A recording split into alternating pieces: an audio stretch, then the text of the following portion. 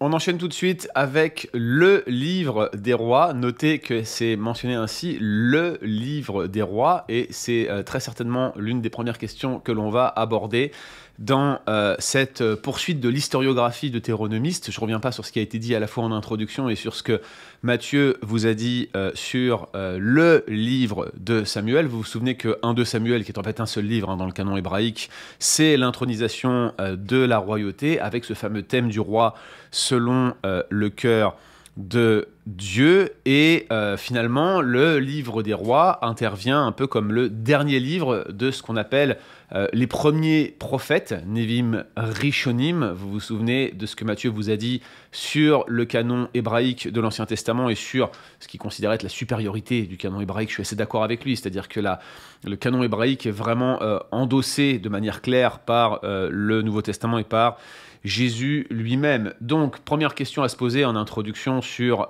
ce livre des rois, c'est pourquoi est-ce que je parle de livre ou livre avec un S.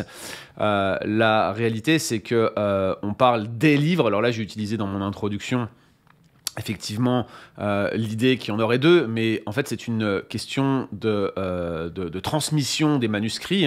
L'historiographie des rois a pour but d'être une composition unifiée. Il n'y a pas deux livres différents. D'ailleurs, la rupture entre le premier et le deuxième livre n'est pas vraiment naturelle en termes littéraires, c'est-à-dire qu'il n'y a pas une logique narrative qui va présider à cette division entre le premier et le deuxième livre des rois. Ça se scinde en plein milieu du cycle d'Élie. Et cette rupture, cette césure entre le premier et le deuxième livre des rois ne fait en quelque sorte qu'entériner l'idée que c'était un rouleau complet qui était terminé et en fait on en avait besoin d'un deuxième pour poursuivre cette grande historiographie. Donc c'est vraiment des contraintes d'espace qui ont conduit à la séparation entre le premier et le deuxième livre des rois, très probablement, et c'est ainsi que c'est passé dans le canon grec avec deux volumes. Pour ce livre des rois, en réalité, les sources sont multiples et la division n'est pas strictement littéraire ou naturelle. Donc c'est bien une contrainte d'espace, probablement, qui a présidé à cette division entre un et deux rois. Alors vous avez vu ce que Matthieu vous a dit sur le canon de l'Ancien Testament et puis également sur le fait que Samuel constitue une historiographie qui vous décrit l'émergence de la royauté, entre autres choses, entre autres thèmes centraux. En fait, dans le canon hébraïque, vous avez les premiers et les derniers prophètes, et en fait, le livre des rois, c'est le dernier livre des premiers prophètes, c'est-à-dire que c'est le dernier livre de l'historiographie, la colonne vertébrale historique de l'Ancien Testament. Dans un certain sens, le livre des rois poursuit une certaine continuité, puisqu'il présente l'histoire des rois depuis Salomon. Donc on sait que David a été traité dans le livre de Samuel, et donc en quelque sorte ce n'est pas stricto sensu l'ensemble de la royauté qui est décrite dans le livre des rois. Il y a une poursuite d'une historiographie déjà en cours, mais en même temps le livre des rois apporte une conclusion sur cette narration étendue qui commence finalement de l'Exode jusqu'au moment de l'exil. Exode et exil sont mis en contraste ou en parallèle, un peu des deux finalement, et la période dite des rois va s'étendre de la période pré-monarchique, c'est-à-dire de la sortie d'Égypte, de la constitution d'Israël comme une entité ethnique, politique, jusqu'au moment où ils vont accéder à la royauté, puis finalement perdre leur indépendance avec l'exil en 587 avant Jésus-Christ. Je ne reviens pas sur ce qui a été dit dans l'introduction. Bref, c'est la confirmation que nous sommes ici dans un arc narratif dont le livre des rois apporte une certaine conclusion. C'est la fameuse histoire deutéronomiste dont nous avons parlé en introduction. Donc comme le livre des rois fait partie de cette continuité narrative, de cet arc narratif, eh bien, le livre des rois va tracer l'histoire du peuple de Dieu depuis le commencement du règne de Salomon jusqu'à la destruction du royaume de Juda. C'est donc une historiographie que nous avons sous nos yeux. Vous commencez à y être habitués. C'est des livres historiques, c'est une historiographie, mais c'est une historiographie spécifique, focalisée sur les règnes successifs des rois de Juda et d'Israël, puisqu'on va avoir aussi le rapport de la division dans ce livre des rois. À ce titre, des thèmes comme la justice de Dieu, l'alliance de Dieu sont centraux, puisque le roi est le représentant en quelque sorte du règne de Dieu sur son peuple. Et également, ce qu'il faut bien comprendre, c'est que en terminant cet arc narratif, en terminant cette grande structure deutéronomiste de la lecture de l'Ancien Testament, eh bien, j'ai envie de vous dire que l'ensemble de l'arc narratif, mais le livre des rois en particulier, va être particulièrement utile pour bien comprendre la littérature prophétique. Nous aurons un cours indépendant sur les livres prophétiques dans le cadre de notre cursus d'Ancien Testament de transmettre, et ce qu'on appelle parfois les derniers prophètes, c'est-à-dire Ésaïe, Jérémie, Ézéchiel, et puis le livre des 12, ou les 12 petits prophètes, appelez-les comme vous voulez, peuvent difficilement être compris si on n'a pas une bonne connaissance de la séquence narrative qui commence à l'Exode, qui termine avec le livre des rois, mais en particulier le livre des rois, puisque vous le voyez, hein, les écrits prophétiques dont nous disposons dans le corpus prophétique en lui-même, eh bien ces écrits prophétiques sont essentiellement des écrits qui datent de la période de la royauté, de la période monarchique. Et donc les prophètes, Ésaïe, Jérémie, Ézéchiel et les 12, sont ce qu'on appelle parfois les derniers prophètes. Donc je vous rappelle, premiers prophètes, ce sont plutôt des livres historiques, derniers prophètes, ce sont plutôt des livres prophétiques. C'est ainsi que le canon hébraïque est fait. Une fois de plus, je vous renvoie vers la très bonne introduction de notre ami Mathieu Caron à son sujet. Alors de quoi on va parler dans cette... voilà, donc je mentionne dans la continuité la conclusion de l'arc narratif deutéronomiste, et puis bien sûr le rapport entre l'historiographie et les chroniques royales, c'est ce que je viens de vous dire. Alors quel est le menu pour la suite de ce cours sur le livre des rois? Eh bien, on va discuter de certains éléments autour de la paternité. C'est un peu nécessaire de le faire. Je sais que c'est parfois un peu rébarbatif en termes d'introduction pour ceux qui veulent mieux comprendre l'Ancien Testament, mais c'est un peu essentiel. Puis nécessairement, on va devoir parler de l'histoire rédactionnelle, de la composition du livre des rois, parce que le livre des rois, ça saute aux yeux, c'est un arc narratif qui est fait de manière composite. Il y a beaucoup de discussions sur le caractère atomisé et composite des compositions qu'on a abordées auparavant, comme par exemple Samuel ou Ruth, mais ici c'est complètement assumé dans le livre des rois. Ce sont des chroniques royales qui sont agglomérées, accumulées ensemble pour former une grande histoire. Et on va donc devoir discuter ensemble de l'histoire, de son genre, des différentes sources qu'il utilise, de la fiabilité éventuelle des descriptions historiques que l'on retrouve dans le livre des rois. Puis on va aussi parler un peu de chronologie, même si j'espère qu'on ne va pas perdre trop de temps là-dessus, et certains éléments théologiques et rhétorique, notamment parce que le livre des rois pointe à de multiples reprises vers le Nouveau Testament et vers le roi par excellence, à savoir Jésus-Christ. C'est le thème de la royauté qui va nous être très utile pour pouvoir mieux comprendre ce livre des rois.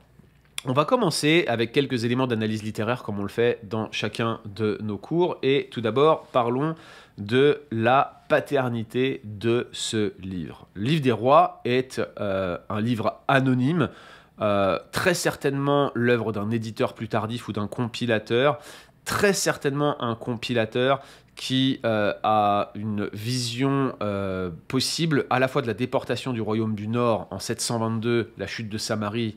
Là encore, je vous renvoie vers les dates clés qu'on a mentionnées en introduction, mais également témoin de la chute de Jérusalem. Peut-être était-ce un des exilés de Juda, mais en tout cas, il est très intéressé par l'histoire de Juda et est capable de témoigner de ce qui s'est passé à la fois des deux exils successifs de la période finalement d'abord assyrienne puis babylonienne, qui va voir toutes les horreurs qui sont décrites donc dans l'ensemble du livre des rois. Donc la composition du livre des rois, dans sa forme canonique, j'entends, dans sa forme finale telle que nous l'avons dans nos Bibles, la forme reçue si je puis m'exprimer ainsi, eh bien elle doit nécessairement être datée après la destruction de Jérusalem, 587-586 avant Jésus-Christ. On voit que 2 Rois 25 rapporte les événements qui sont apparus au moment de la chute de Jérusalem à cette période.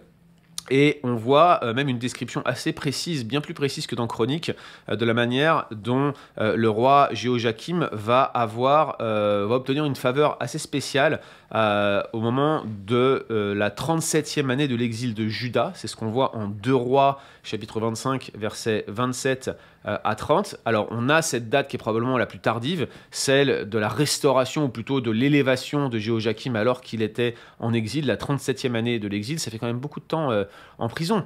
Pour un roi de Juda, comme vous le notez ici, il va être relevé, ce roi de Juda, donc 37 ans après l'exil, 37 ans après la date de 587-586, mais on n'a aucune mention du retour des exilés que l'on peut dater, grâce à la littérature post-exilique, autour de 539-538 avant Jésus-Christ. C'est ce qu'on voit avec Esdras, Néhémie, et puis le fameux édit de Cyrus qui est mentionné au début du livre d'Esdras et à la fin du livre des Chroniques. Donc, techniquement parlant, la forme finale des rois ne peut pas avoir été produite en dehors de cette période de temps, à savoir les 37 ans après 586 avant Jésus-Christ, ou le retour des exilés. Donc ça nous donne une étendue rédactionnelle ou une étendue de compilation possible en termes de dates, entre 560 et 538 avant Jésus-Christ. Et donc, c'est probablement donc un auteur issu de Juda, très intéressé par Juda en tout cas, qui n'est pas encore revenu dans le pays et qui a été témoin de la restauration de Jéhoiakim, excusez-moi, il faut faire très attention entre Joachim, Joachim généralement est appelé Jéconia, et c'est lui qui est restauré la 37e année du règne, la 37e année après l'exil, donc 560 à peu près avant Jésus-Christ. Donc on a ces indications-là, mais l'auteur reste anonyme, et c'est un éditeur, un compilateur, plutôt qu'un auteur au sens strict du terme. Quel est le but poursuivi par cet auteur, probablement un exilé emmené en Juda durant cette période? Eh bien, son but n'est jamais mentionné explicitement, mais le contenu du livre, et surtout la forme du livre, suggère un but particulier, l'idée de poser une question en quelque sorte. La question, c'est comment on en est arrivé là? Comment est-ce qu'on est en exil? Comment est-ce qu'on a pu être déporté aujourd'hui tel qu'on l'est? Comment est-ce que Dieu comment est-ce qu'il a pu faire une chose pareille, nous qui sommes son peuple, nous qui sommes son héritage? Comment a-t-il pu nous emmener ainsi à l'opposé de notre pays, nous déporter aux mains de ce peuple barbare qui nous a fait beaucoup de mal, qui a éventré nos femmes enceintes, qui a écrasé nos enfants sur le roc, hein. C'est probablement l'idée que l'on a lorsque l'on lit le psaume 137. On veut lui rendre l'appareil à Babylone parce qu'ils ont fait ces choses-là. Ils ont massacré les petits-enfants, ouvert le ventre des femmes enceintes, ils ont crevé les yeux de Sédécias au moment de la déportation, égorgé ses fils devant lui juste avant. C'est la dernière chose qu'il a vue. C'est très cruel, c'est très dur, c'est extrêmement violent. Et l'auteur du livre des rois veut dire « ce n'est que justice ». Ce qui nous est arrivé n'est que justice, c'est une justification, c'est une théodicée, c'est une évaluation de la souffrance des Israélites à la lumière de la justice de Dieu. Pourquoi Dieu a-t-il permis un tel grand mal? Eh bien, pour justifier que l'exil de Yahweh envers son peuple était en fait une juste rétribution, une juste punition de leurs actions, puisqu'ils ont brisé l'alliance mosaïque, puisqu'ils ont brisé la loi mosaïque, puisqu'ils n'ont pas respecté leurs obligations d'alliance.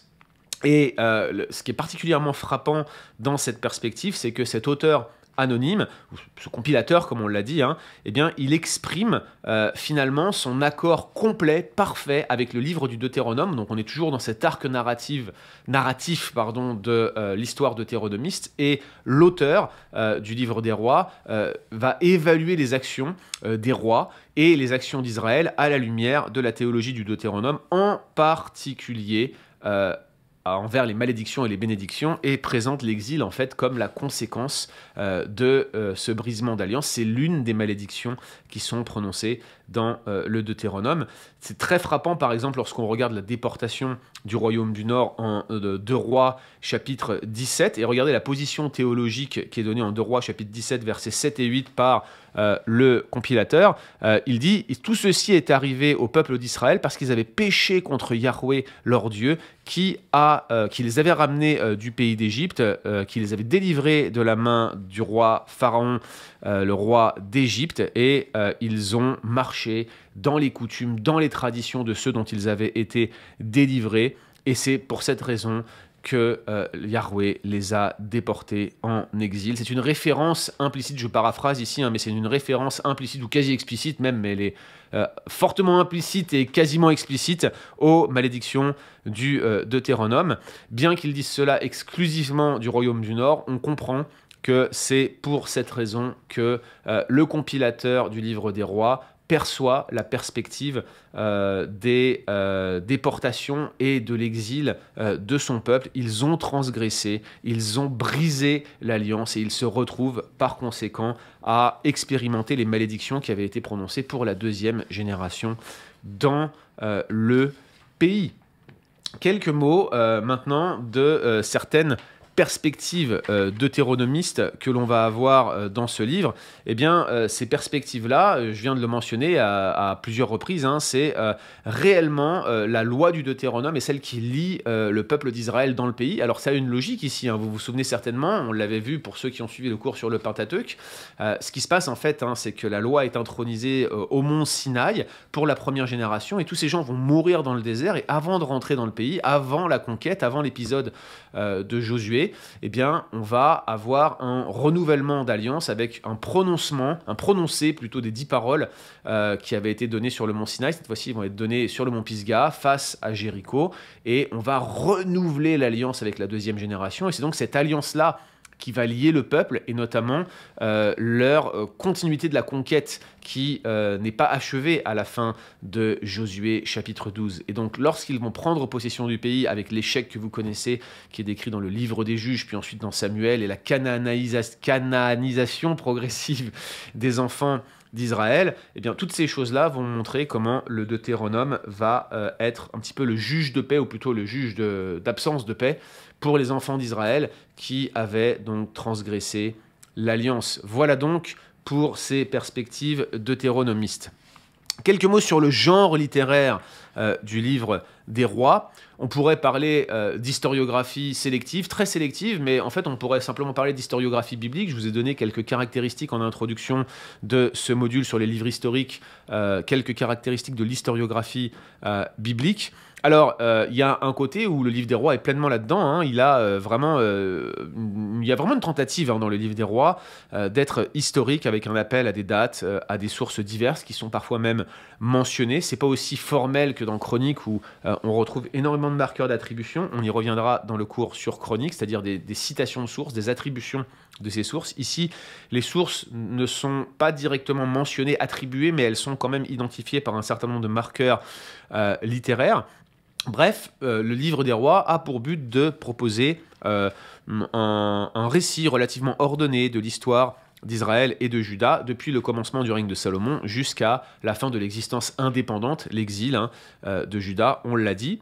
Donc forcément, comme toute historiographie, elle est sélective, mais ici on a une perspective idéologique très forte.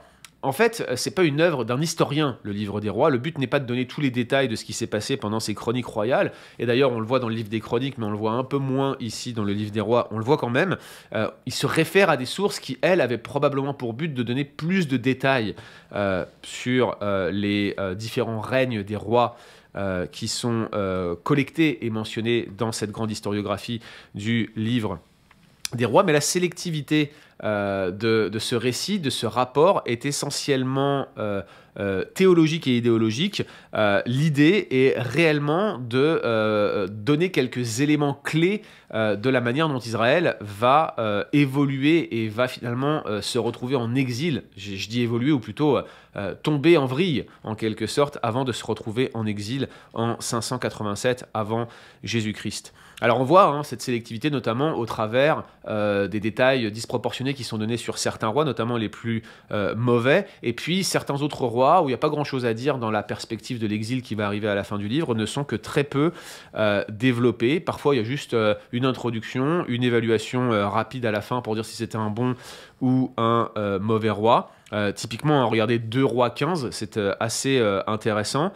Vous allez voir qu'on va avoir dans ce livre Zacharie, roi d'Israël, Shaloum, roi d'Israël, Menahem, roi d'Israël, Pekalia, roi d'Israël, et puis Péka, roi d'Israël, tout ça dans un seul chapitre, alors que dans d'autres chapitres, par exemple Ézéchias, on va rester sur leur règne et sur les détails de leur règne, sur 4, 5, 6 chapitres, parfois avec un cantique qui va être intégré. Josias aussi, la figure de Josias est extrêmement développée. Bref, il y a un intérêt qui est théologique, et son but n'est pas de vous proposer une rédaction exhaustive ou de favoriser tel ou tel roi. L'idée est réellement de vous montrer certains éléments clés en lien avec le but principal de l'auteur, de justifier, de proposer une théodicée, une raison d'être de la cruauté cruauté, la dureté que certains Israélites auraient pu attribuer à Dieu en raison de la déportation en exil. L'auteur va leur dire, écoutez, c'est normal, voilà les différents rappels que Dieu a fait tout au long de votre histoire, voilà les rois réformateurs qui ont été présents, et voilà ce que vous n'avez pas fait alors que vous auriez été appelé à le faire. Vous êtes grandement coupable. Dieu a été pleinement gracieux. Alors l'auteur, plutôt le compilateur encore une fois du livre des rois, va offrir, sous l'inspiration du Saint-Esprit bien sûr, une évaluation théologique complètement intègre des événements de l'histoire du peuple de Dieu. Donc c'est une évaluation théologique de l'histoire de la rédemption. On est en plein dans l'histoire du Dieu qui écrit la grande histoire, et on est en plein dans un commentaire inspiré de cette histoire de la rédemption, ici dans le livre des rois. Et le point focal de ces commentaires inspirés que produit le compilateur du livre des rois, c'est que Dieu juge son peuple en raison de ses péchés. Et l'auteur donc défend la thèse que le peuple de Dieu est en exil, non seulement parce qu'ils ont transgressé la loi du Deutéronome, mais également parce qu'ils se sont endurcis aux différents rappels qu'ils ont eus tout au long de leur histoire. Ils n'ont pas prêté attention à ce que Dieu leur disait et à ses avertissements. Quelques mots sur la composition du livre des rois. Déjà, il y a la question de l'éditeur ou du compilateur à laquelle j'ai fait référence à plusieurs reprises, et cette question, elle est extrêmement débattue par les spécialistes. Je ne vais pas aller dans le détail nécessairement de cette discussion parce que c'est l'aspect probablement le plus complexe du livre des rois. Tout le monde se bat dans les cercles académiques pour savoir, mais finalement, comment la composition du livre des rois a-t-elle pris place? Est-ce que réellement on aurait ici une composition qui serait exclusivement unifiée à la fin de la période qui est décrite dans le livre des rois, à savoir la période de l'exil? Est-ce que ce compilateur a pris l'ensemble des sources qui étaient à sa disposition et c'est lui qui aurait ramené chacune des différentes petites sources ou des différentes chroniques qu'il aurait rassemblées ensemble pour composer cette grande historiographie? Plusieurs choses doivent être notées sur l'unité du livre. Il y a des éléments qui sont en faveur de l'unité. Je vais en mentionner 4, il y en aurait d'autres, mais les 4 plus importants. Le premier, c'est qu'on a quand même une trame narrative relativement linéaire. Il y a réellement une ligne conductrice au travers de ce livre qui, de manière consistante, se focalise sur le déclin moral d'Israël et de Juda et ce qui va en résulter en termes de troubles politiques, en termes de troubles militaires. Bref, il y a quand même ici une trame, une ligne directrice qui est relativement unifiée, qui va dans la même direction, et cela suggère quand même l'œuvre d'un compilateur qui va regarder ces choses avec consistance, en tout cas d'un point de vue idéologique et du point de vue rhétorique littéraire. La deuxième chose, puisqu'on parle d'éléments en faveur de l'unité ici, c'est quand même qu'on a une structure chronologique qui, même si elle est interrompue ici et là, notamment parce qu'on passe d'Israël à Juda d'une manière qui ne saute pas forcément aux yeux pour les premiers lecteurs, il y a une cohérence ici, mais ce n'est pas une cohérence historique ou chronologique, mais on a quand même un sens général de la chronologie dans le livre des rois qui peut être difficilement évité. Donc ce sens général de chronologie milite lui aussi en faveur de l'unité du corpus. Troisièmement, vous avez quand même des formules assez stéréotypées, assez standards des règnes de différents rois qui vont introduire et conclure chacun de ces récits royaux. Et on voit quand même que, même si, on l'a dit, les différentes séquences qui sont associées à chacun des rois sont pas forcément toujours les mêmes. Autrement dit, qu'on a parfois des éléments qui vont aller dans un sens plutôt dans l'autre, ou des fois on va avoir des séquences royales qui vont être plus développées que d'autres. Et bien malgré cela, on a quand même un format littéraire qui est systématiquement le même, et l'auteur, ou compilateur encore une fois, va utiliser des formules standards pour présenter les dates de ces rois, pour utiliser des comparaisons entre les différents rois, pour la longueur de son règne, pour la manière dont il est mort, comment on l'a enterré, est-ce qu'il a été bien enterré ou mal enterré. C'est une indication, là encore, des conséquences des choix moraux de ce roi. Et puis parfois on a d'autres sources qui sont indiquées pour celui qui souhaiterait aller plus loin. Une fois de plus, l'œuvre de quelqu'un qui voulait présenter son analyse théologique comme une forme d'histoire. Il y a une quête historiographique dans le livre des rois. Et puis, ce qu'il faut vraiment noter, c'est que l'accession de chaque roi rapporte à chaque fois une forme de synchronisation de son règne avec celui du roi actuellement en cours dans l'autre royaume. Donc on voit qu'à chaque fois, on a l'année du règne du roi d'Israël au moment de l'accession du roi de Juda et vice-versa.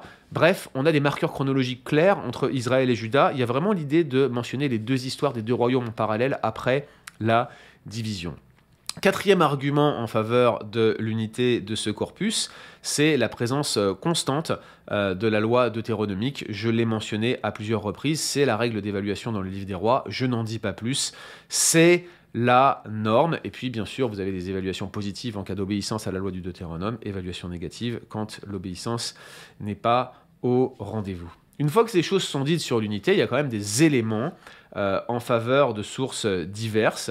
Il y a des thèmes unificateurs, des lignes directrices dans le texte, mais on le voit, l'auteur a utilisé certains éléments qui procèdent de sources, et ces sources ont peut-être été précompilées avant que le compilateur l'utilise. Je m'explique. Il est possible qu'en fait, celui qui va compiler l'ensemble des sources à sa disposition au moment de l'exil avait non seulement des sources qui étaient indépendantes, des chroniques royales typiquement, mais également des éléments qui auraient eux-mêmes fait l'objet d'une compilation antérieure que l'auteur du livre des rois aurait utilisé. Là, vous vous dites, mais c'est très complexe, ce que vous nous dites là, monsieur Guillaume Bourrin. Mais oui, c'est très complexe, et c'est pour ça que vous prenez un cours là-dessus, n'est-ce pas? La réalité, c'est qu'on a des éléments qui nous indiquent ces choses de manière assez formelle. Avant de vous expliquer cela, regardez les trois principales sources qui sont mentionnées dans le livre des rois.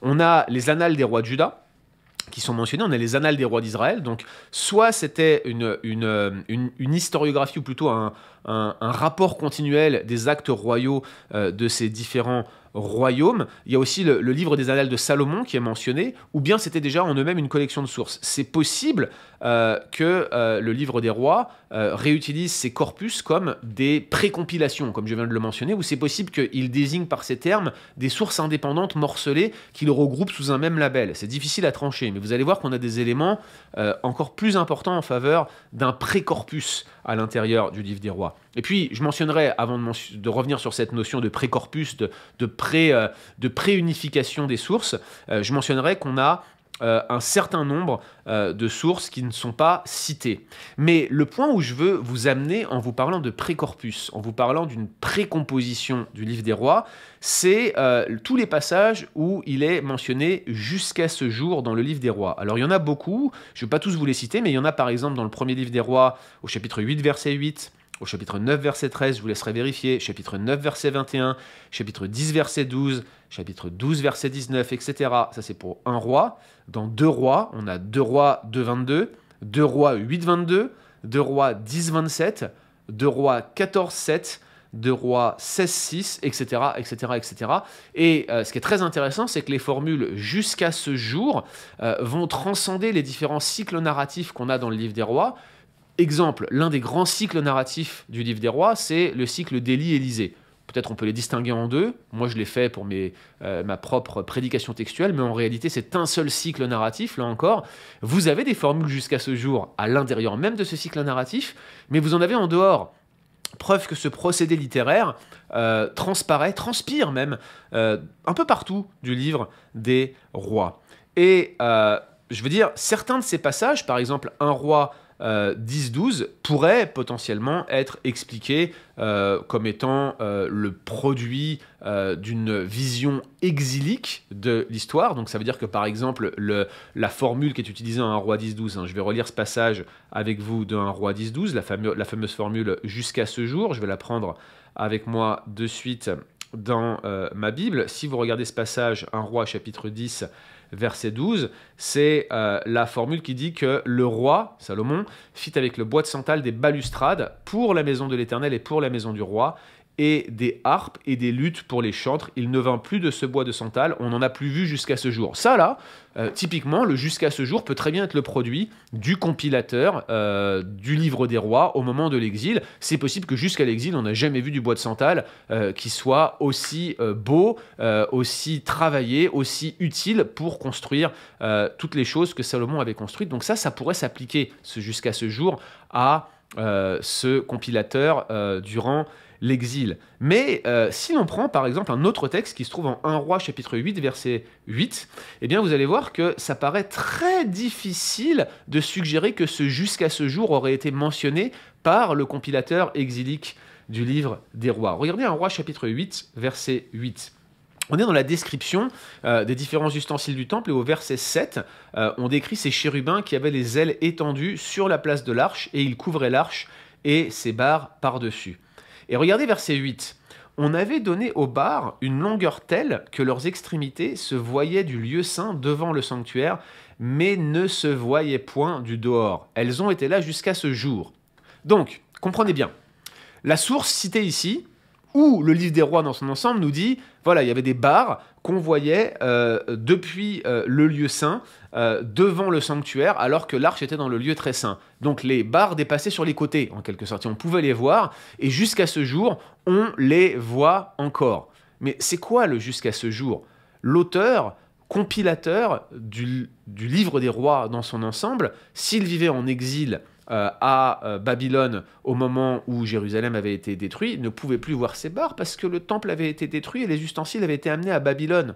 Donc quand le jusqu'à ce jour de 1 Roi chapitre 8 verset 8 a-t-il été écrit? C'est la question que la plupart des spécialistes se posent et c'est l'une des raisons, c'est un texte parmi d'autres, qui suggère que l'on avait déjà des compositions qui avaient été faites à un moment où les barres se voyaient encore depuis le lieu saint alors que l'arche était dans le lieu très saint, bref, à un moment où le temple était encore érigé, et peut-être même à un moment où on avait encore l'arche à disposition dans le temple. Quel est ce moment précis? À quel moment ce texte a-t-il été rédigé? Eh bien, on ne le sait pas, et cela fait partie des grandes discussions des spécialistes sur l'histoire rédactionnelle du livre des rois. C'est extrêmement intéressant, on ne va pas passer plus de temps là-dessus, mais cela vous montre que l'auteur, le compilateur du livre des rois, avait clairement en sa possession des sources indépendantes, mais également des précompilations, c'est-à-dire des historiographies qui étaient déjà composées et qu'il a réutilisées pour son propre rapport théologique, idéologique, historiographique du pourquoi le peuple de Dieu s'est-il retrouvé en exil. Il ne citait pas simplement des chroniques royales, il utilisait des historiographies, probablement des historiographies qui avaient un but relativement similaire au sien, proposer une évaluation théologique à un instant T de la période de l'histoire d'Israël, de la période de l'histoire de la rédemption. On va parler maintenant de la structure, et sur cette structure du livre des rois, j'aimerais vous mentionner un arrangement globalement chronologique. Si on regarde juste en macro le livre des rois, vous allez voir qu'il y a trois principales séquences. Tout commence avec l'accession au trône de Salomon, et puis ensuite, à partir de 1 Roi 13, vous avez la division entre le royaume du Nord et le royaume du Sud, Israël et Juda, hein, respectivement. Et puis finalement, la troisième partie, qui est un peu la triste culmination, le triste point focal, le point d'orgue du livre, mais c'est triste, hein, un point d'orgue de cette manière-là, c'est la destruction des deux royaumes successivement. Donc on a quand même un arrangement qui est globalement chronologique, mais ce qu'il faut noter, c'est qu'on a un système d'historiographie parallèle, notamment à partir de 1 Roi 13, où on va avoir le livre des rois qui raconte deux histoires qui souvent s'intersectionnent l'une et l'autre et qui vont retracer la chute tout d'abord du royaume du Nord, puis ensuite de Juda. L'auteur semble avoir tenté de raconter le récit du livre du royaume du Nord et du royaume du Sud en parallèle, sans proposer une ligne chronologique clair. Il saute de manière incessante entre le royaume de Juda et le royaume d'Israël, un peu selon vous savez, le mode de film qu'on retrouve dans certaines sitcoms ou dans certaines séries modernes où on passe du nord au sud, où on passe d'un personnage à un autre, où on passe d'une situation à un autre, d'une scène à une autre, on s'interrompt dans un récit, on a un point culminant particulier de ce récit qui laisse le téléspectateur en haleine, et puis on revient sur une autre scène avant de revenir sur la précédente. Bref, c'est un arrangement probablement rhétorique de la part de l'auteur. En fait, ce que fait l'auteur, c'est tout simplement d'alterner entre le nord et le sud. Lorsque le royaume se divise, eh bien, il commence finalement avec le royaume du nord, puis il revient sur le royaume du sud. Et souvent, c'est dirigé, cette alternance, par la longueur du roi qui est en cours. En fait, quand la narration commence avec l'histoire d'un roi en particulier, eh bien, on va continuer jusqu'à la mort de ce roi, et c'est seulement à ce moment-là qu'on va switcher. Donc parfois, vous avez 2-3 rois qui vont s'enchaîner au nord lorsqu'un seul roi est resté longtemps au sud, et vice-versa. C'est souvent le contraire quand même. Et donc, ce qu'on va voir, donc, c'est une historiographie qui va être globalement parallèle. La question de la division nord-sud donc se pose sur l'alternance qu'on voit dans ces récits, et donc reconstruire une chronologie formelle est très difficile, et ce n'est pas forcément le but que l'auteur recherchait.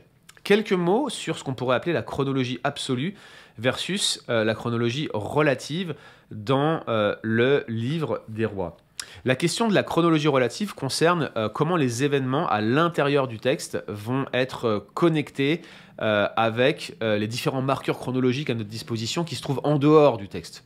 Sources archéologiques par exemple, ou épigraphiques que l'on pourrait retrouver en dehors du texte. Par contre, la chronologie absolue se centralise ou se focalise sur finalement, est-ce que l'on peut coordonner les dates qui sont dans le texte avec les dates qui sont en dehors du texte pour voir si on peut calquer finalement les récits du livre des rois sur un calendrier moderne.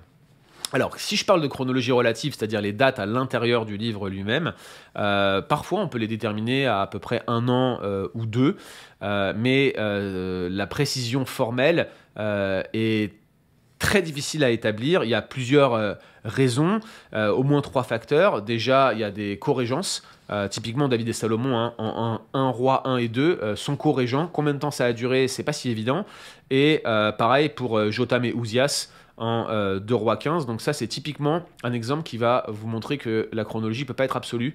Dans un cas comme celui-là, elle sera forcément relative. Et puis, il est probable, selon les spécialistes, je vous donne l'information et je ne la commande pas davantage, mais qu'il y ait 2 systèmes de datation différentes dans le livre des rois. C'est très, très, très probable. Troisièmement, certains spécialistes ont également avancé qu'il y avait une réforme calendaire, ou plutôt 2 systèmes calendaires qui auraient existé en Israël et en Juda, bien que le texte ne le mentionne pas. Alors, ça fait partie des grandes thèses qui sont évoquées aujourd'hui, et ça serait possible. Vous savez, l'histoire de l'humanité connaît le même problème. J'ai fait récemment un podcast sur la date de la Pâque. Alors, il y a tout un historique théologique derrière la date de la Pâque, et une controverse qui est l'une des premières de l'histoire de l'Église.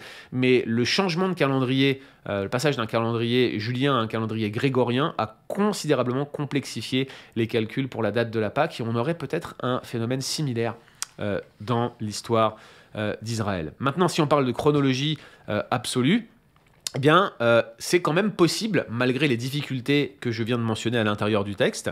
Il y a plusieurs événements qui sont communs à ce qui est décrit dans le livre des rois, et puis dans des sources externes, par exemple égyptiennes, assyriennes ou babylonienne. Ici, une fois de plus, je pourrais vous mentionner certains éléments, mais je pense que l'une des dates les plus fermes que l'on puisse établir dans le livre des rois, c'est la chute de Samarie en 722 avant Jésus-Christ, et c'est l'une des dates, vous vous en souvenez, que j'avais mentionné en introduction. Quelques mots sur la véracité historique du livre des rois.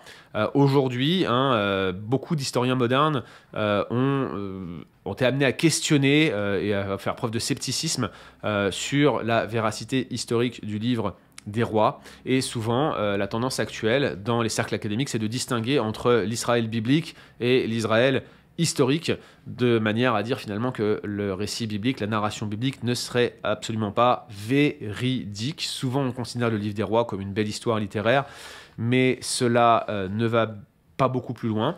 Mais il y a quand même un certain nombre de découvertes archéologiques qui militent en faveur de l'historicité du livre des rois, la stèle de Mécha, typiquement, qui décrit comment un roi moabite va décider de se rebeller contre Israël, et les événements qu'il décrit de son point de vue sont très similaires à ce qu'on voit dans 2 Rois chapitre 3. C'est quand même une attestation assez claire du récit biblique. Alors après, il y a différentes manières de l'interpréter, mais de mon point de vue évangélique, je trouve que c'est une belle attestation de ce qui se passe en Israël. On pourrait aussi mentionner l'obélisque noir de Salmanasar III, et puis certaines découvertes plus récentes, comme le tunnel d'Ézéchias qu'il avait creusé lorsque les Assyriens voulaient l'envahir.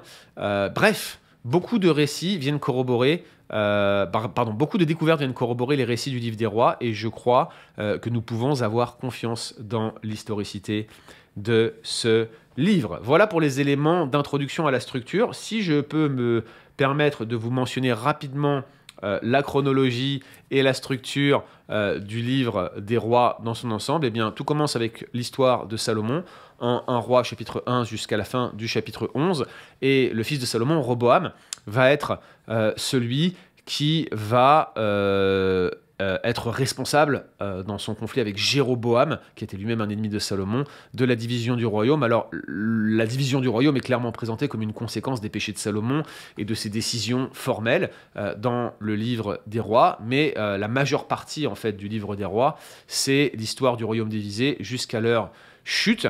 Tout commence en roi chapitre 12 verset 1 qui nous présente cette séquence, et puis dès 1 roi 13 vous avez les conséquences de cette division qui sont présentées dans des thèmes cultuels, puisque Jéroboam, ne voulant pas perdre son influence politique en tant que roi du royaume du Nord, en voyant tous ses serviteurs partir à Jérusalem pour adorer le seul vrai Dieu dans le lieu que Dieu avait établi pour que son adoration soit centralisée, eh bien Jéroboam va refuser cela.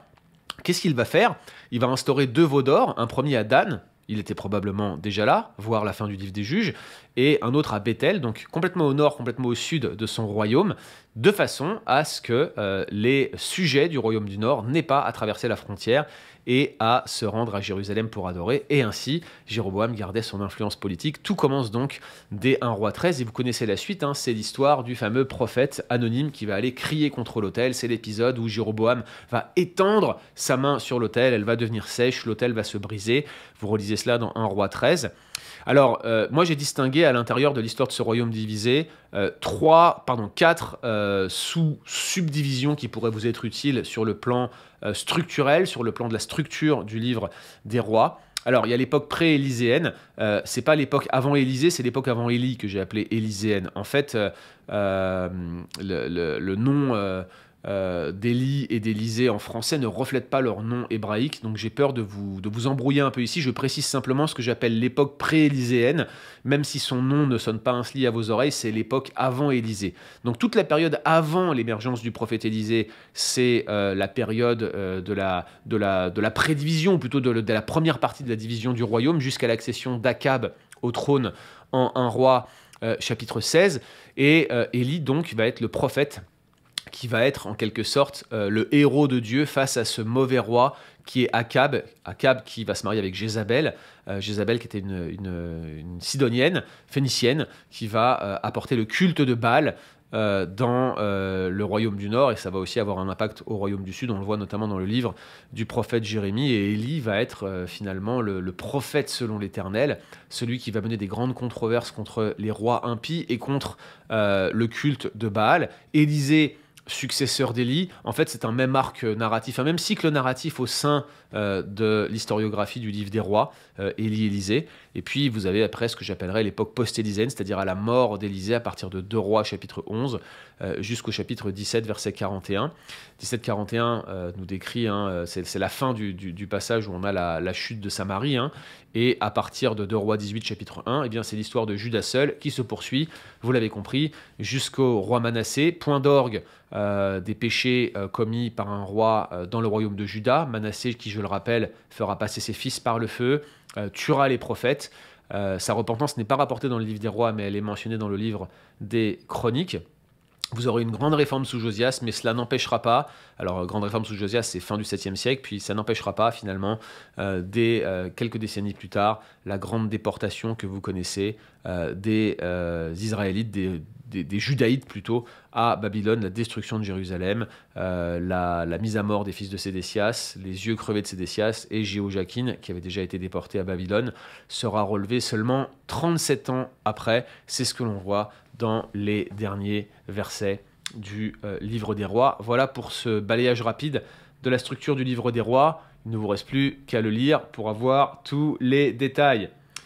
Voilà donc pour certains éléments du livre des rois. Je vous rappelle donc certains grands éléments de son message que je n'ai pas mentionné sur un slide ici, mais vous vous souvenez des commandements mosaïques tels qu'exprimés dans le Deutéronome, qui est l'un des grands thèmes du livre des rois. J'aurais pu aussi mentionner l'importance de l'alliance davidique, qui est en quelque sorte un renouvellement des promesses faites à Abraham, avec une précision importante qui est donnée quant à l'accomplissement de la promesse de grâce qui viendra d'un serviteur souffrant futur de la descendance d'Abraham. On a une lumière plus grande, un dévoilement plus grand de ce serviteur dans l'alliance davidique. Et puis, bien sûr, la rétribution en cas de transgression de l'alliance, c'est l'un des thèmes centraux du livre des rois, avec, je crois, personnellement, et je pense que c'est noté par l'ensemble des spécialistes, une note d'espoir qui est donnée à la fin du livre en vous disant l'histoire n'est pas terminée finalement. Oui, c'est terrible, oui, c'est horrible, mais il reste un espoir. Et quel est cet espoir? Eh bien, c'est, regardez, Jéhoiakin qui va être restauré alors qu'il est à Babylone. Dans le Proche-Orient ancien, le roi était représentant de son peuple. Il était en fait la tête fédérale, la tête d'alliance, celui qui préfigurait ce que le peuple, ce qu'il allait advenir du peuple. Et en restaurant Jéhoiakin et en mentionnant cette restauration à la fin du livre des rois, eh bien, on espère finalement cette restauration future du peuple dans son ensemble. Et en cela, le compilateur exilique du livre des rois est lui-même en train d'espérer l'accomplissement des promesses de Dieu du retour d'exil. Quelques mots pour conclure sur le rapport du livre des rois au Nouveau Testament. Comment le livre des rois préfigure ou prépare la venue du Nouveau Testament en termes de théologie biblique? Laissez-moi vous mentionner six éléments. Alors, je ne les ai pas inventés moi-même, je les emprunte à William Fullilove, qui a écrit un excellent article de présentation d'introduction en théologie biblique sur le livre des rois. Il mentionne premièrement l'institution de la royauté elle-même. Alors, évidemment, ça commence dans Samuel, mais une fois de plus, le livre des rois est la continuité de l'arc narratif. Et la royauté culmine en la personne de Jésus, qui est le roi que nous attendions, bien sûr.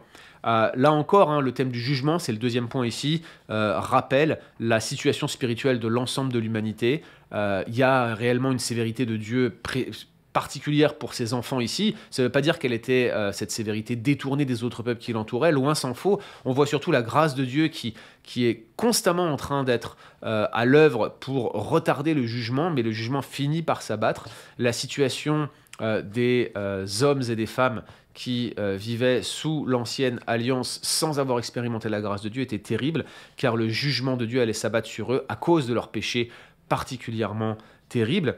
Et puis, le thème de l'exil, finalement, nous rappelle notre situation dans ce monde et rappelle que toutes les personnes qui sont sans Christ dans le monde sont en quelque sorte exilées loin de la face de Dieu. Elles sont à l'est, non pas d'Israël, non pas du Jardin d'Éden comme l'était auparavant Adam et Ève après leur péché, mais ils sont à l'est, loin de Dieu. C'est le thème de l'exil, c'est le thème de l'éloignement de Dieu et nous sommes rapprochés en Jésus-Christ, un thème que l'on retrouve un peu partout dans les épîtres et dans les Écritures. Alors, je mentionnerai aussi, en termes de lien entre le Nouveau et l'Ancien Testament, en quatrième point, je mentionnerai les échos qu'on a à plusieurs reprises des narratifs et notamment des cycles d'Élie et d'Élisée. Jean le Baptiste, typiquement, d'un point de vue culminant, est l'Élie qui devait venir, tel que décrit dans Malachie, chapitre 4, versets 5 et 6, il y a tout un débat à avoir là-dessus, bien évidemment, parce qu'il semble que Jean lui-même ne voulait pas s'attribuer ce titre, mais Jésus le lui attribue. Cinquième élément qu'on pourrait mentionner en termes de lien entre le livre des rois et le Nouveau Testament, eh bien, ce sont les règles liées au temple. Alors ici, je mettrai un bémol toutefois. Je pense que si le Nouveau Testament emprunte le motif du temple de Dieu il le fait davantage à la littérature post-exilique, notamment au livre d'Esdras-Néhémie. Vous allez voir dans le cours que je donnerai quand vous le consulterez tout à l'heure sur Esdras-Néhémie, sur le livre des Chroniques. Dans le livre d'Esdras-Néhémie, l'idée de maison de Dieu fait référence à la fois au temple lui-même, à la ville sainte et au peuple. Je crois que les stipulations du temple dans le livre des rois sont focalisées vraiment autour du temple lui-même.